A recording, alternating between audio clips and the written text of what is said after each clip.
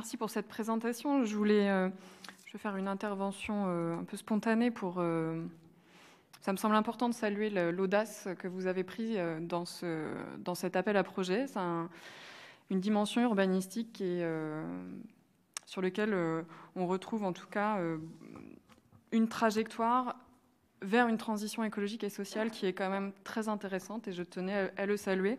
Je citerai quelques exemples de ces expérimentations dont on a besoin aujourd'hui et sur lesquelles j'ai déjà eu l'occasion d'intervenir ici. Sur les questions de réversibilité, par exemple, de l'urbanisme, c'est un point qui est, je pense, qui a beaucoup d'avenir. C'est un outil de gestion de l'incertitude sur lequel l'agglomération a bien raison d'aller.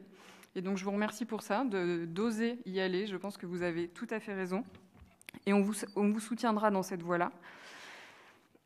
Sur la question de la préservation des sols, le cahier des charges est assez explicite sur cette question. Donc ça traduit, enfin, il y a plusieurs manières de le traduire dans le projet.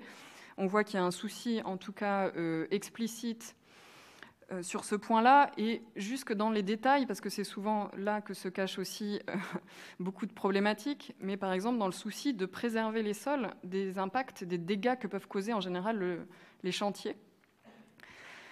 Le souci que vous avez de travailler sur des écomatériaux et également la manière dont vous mettez en avant les vertus du low-tech, un urbanisme low-tech. J'avoue que j'étais assez surprise en fait de voir porter ça, et de la même manière sur les questions de frugalité.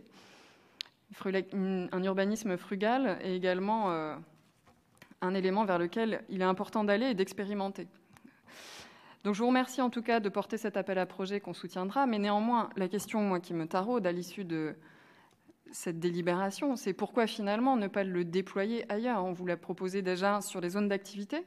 Pourquoi est-ce que refuser en fait, d'aller sur des expérimentations de ce type-là sur des zones d'activité? Ou alors, si vous prévoyez de le faire, quand est-ce que vous le ferez? Et de la même manière, pourquoi dans votre PLUI ne pas avoir été beaucoup plus ambitieux? Donc là, vous disiez tout à l'heure que finalement, le PLUI va être repris, probablement de manière significative.